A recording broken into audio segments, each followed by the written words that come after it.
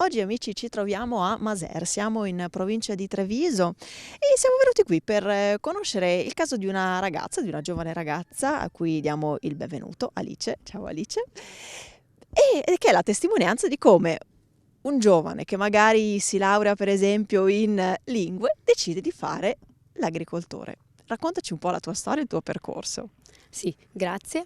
Siamo qui nei nostri campi in questo momento ed è stato un inizio un po' particolare. Se ci ripenso, magari qualche tempo fa neanch'io mi sarei vista qui.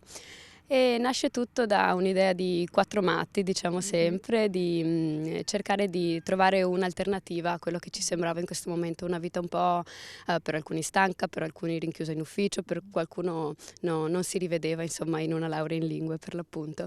E la volontà di tornare un po' alla terra, a lavorare con quello che già c'è e di ricominciare a sentire un po' questa parte naturale che noi abbiamo.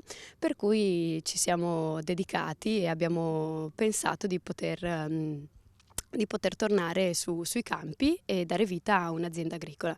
Tutto questo però non con la finalità unica di una produzione agricola, ma abbinato ad una fattoria sociale, per cui come gruppo di lavoro nasce un'associazione, ci conosciamo in 4 persone nell'associazione Sport Life di Montebelluna, arriviamo dalla disabilità come punto di incontro comune e ci viene la voglia, diciamo, di riportare questo mondo, questo modo diverso di vivere la quotidianità nell'agricoltura, quindi offrire un inserimento lavorativo a ragazzi con disabilità intellettiva e relazionale. Ecco, proprio nel campo che abbiamo qui alle nostre spalle sorgerà la tua fattoria sociale. Esattamente, stiamo concludendo in questi giorni le ultime pratiche per cercare di concludere il progetto, appunto, che dovrebbe sorgere sul campo qui dietro.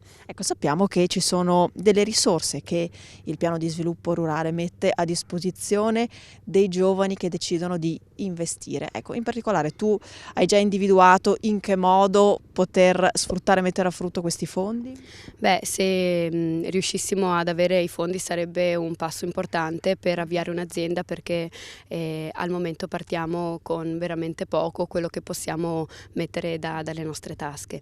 Serviranno sicuramente per cercare di attrezzarsi almeno all'inizio con i primi macchinari, perché al momento abbiamo solo la forza delle braccia, come si dice, per cui i primi macchinari sicuramente e i primi investimenti proprio di base per riuscire a ristabilire il terreno.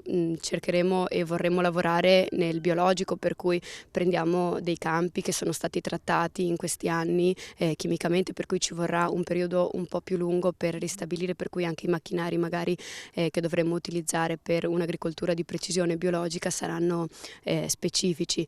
In più, se qualcosa riuscisse ad avanzare anche per provare a concludere i laboratori, le sale per la fattoria sociale, sarebbe utilissimo. Insomma, le idee sono davvero tante. Alice, noi ci diamo appuntamento fra quanto per venire a vedere a che punto sono i lavori? Speriamo nel giro di un annetto di riuscire a Benissimo. fare una bella festa di inizio attività. Non mancheremo, grazie ad Grazie Alice, mille. qui da Maser, dalla provincia di Treviso è tutto, ridiamo la linea allo studio.